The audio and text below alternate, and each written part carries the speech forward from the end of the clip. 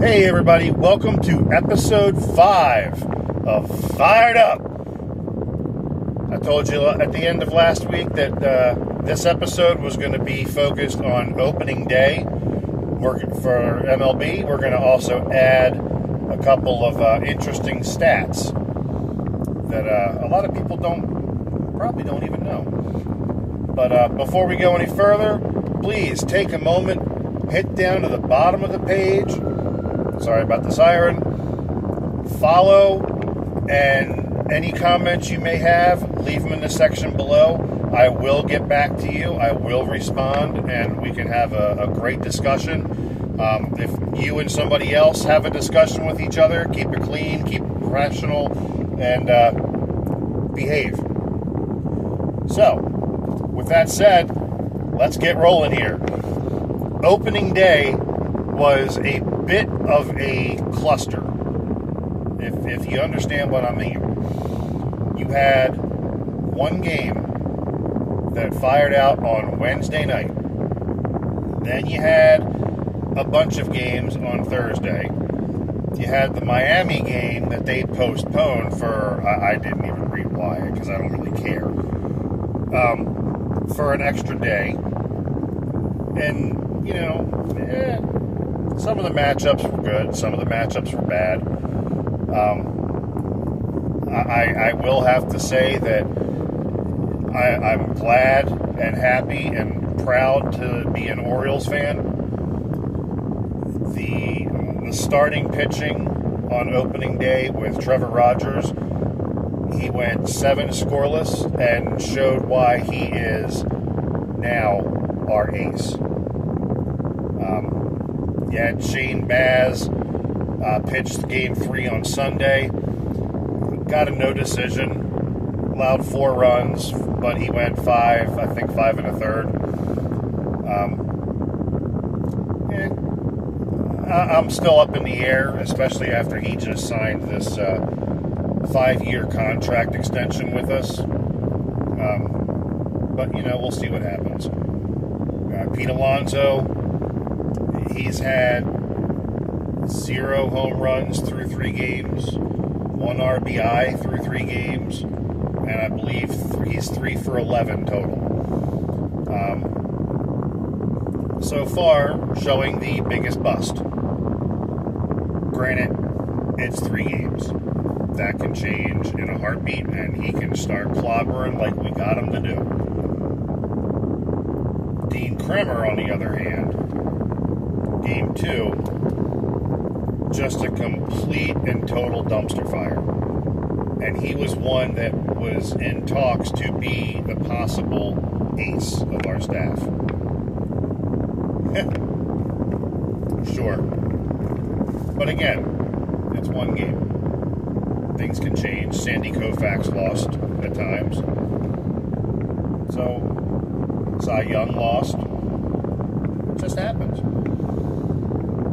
Let's get into some stats. Some amazing stats that are kind of let down for your team if this is part of your first week of baseball, first weekend of baseball.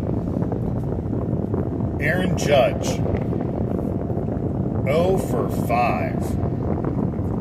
He's supposed to be the cornerstone of the Yankees team, and he's supposed to be the anchor. 0 for 5, opening day. Great job. Paul Skeens, supposedly, according to MLB and ESPN, the best pitcher in all of baseball. Didn't even get out of the first inning on opening day. Don't know if that's fatigue from being on Team USA. Don't know if it's, maybe too much celebrating with his fiancée, Miss Dunn.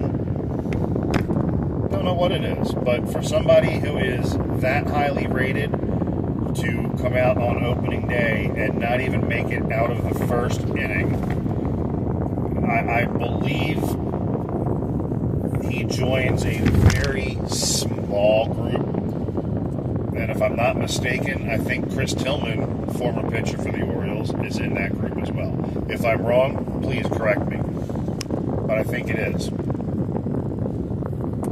He just had a bunch of things happening over the first weekend that took a lot of people for surprise. Another thing that's got me baffled is you've played 3, maybe 4 games in some cases, and out of that weekend that we just had, we're already down to 5 unbeaten teams. That's it, 5. You've got the Yankees, the Blue Jays, and that's the only 2 in the American League. Then in the National League, you've got the Marlins, I don't know how, Milwaukee, and of course how would you like me to put this? The team with no limit as to what they can spend, which is why I believe there should be a salary cap in baseball, not this luxury tax, salary cap. The Dodgers. To begin the year, I'm going to come right out and say, American League, you're going to have, it's going to be either the Yankees, unfortunately, maybe Detroit, and possibly Baltimore. Those are my 3 picks in that order to win the American League. National League, that's a tough one because I don't really follow the National League that much. I know the Cubs are supposed to be really good this year, but they're the Cubs. So coming out of the National League, I'm going to go ahead and jump way out, and I mean way out on a limb. I'm going to say that Miami holds up and may make it to the series. Can't guarantee it, but just from what I've read, they might be able to do that. I think Milwaukee is prime and ready to go. And I do believe the Dodgers are going to be there. Not in the World Series. You can only stay and keep that monstrous lineup healthy for so long. They're going to have setbacks, and I honestly don't even think they're going to make it to the NLCS. They're going to get bounced in the divisional round. Just my thought. So, we'll see how things go this year. Hopefully the Orioles do what they are all pushed up to be doing. And we'll see what happens.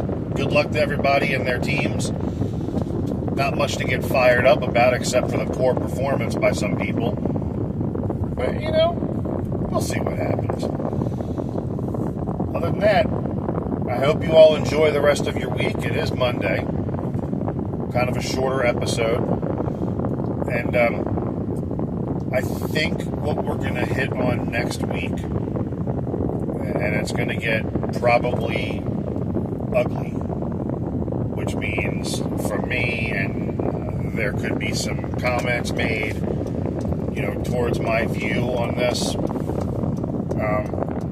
It is what it is. That's what we're here for. But I think next week, what I'm going to put out there is we're going to talk about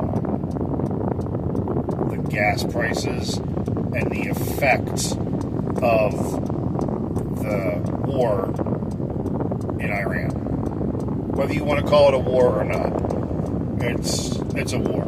We're attacking, Israel's attacking, Iran's being stupid, but that's nothing out of the ordinary. So that's going to be our topic next week. Going to do some good research on this and I will keep my, I will not just focus on one or two outlets from my research. I will go to multiple outlets, both right-wing and left-wing, and some independent. I'll let you know who I went with and what they reported on and what I'm reading to you, so that we can do proper journalism type stuff. But other than that, enjoy the Final Four, and I might do next week's episode on Tuesday instead of Monday. Enjoy the national championship. I think it's going to be Illinois. It's going to be Illinois versus Michigan. And all Big Ten. And I think Illinois is going to hold off Michigan.